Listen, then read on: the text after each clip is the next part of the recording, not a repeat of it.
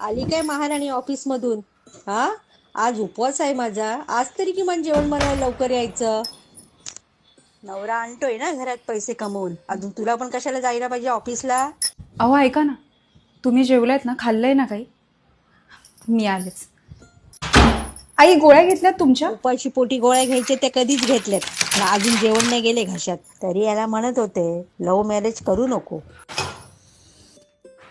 मग तू का माझ्या आईचे रोज टोमणे ऐकून घेतेस? तू मला तिला काही बोलून पण देत नाहीयेस. तिला सांगू का मी की मी काही कमवत नाहीये, ह्या घरात फक्त माझी बायको कमवते म्हणून, तीच नोकरीला जाते म्हणून. अरे काय गरज आहे? तू कमवलंस काय मी कमवलं काय? आपलं घर चालतंय ना, ते महत्वाचं आहे. अगं पण तुला किती वाईट वाटत असेल उमा, रोज रोज रोज तेच तेच तेच टोमणे. झाले मला सवय आता. आणि इथे लग्न करून या घरात कोणासाठी आले मी? तुझ्यासाठी.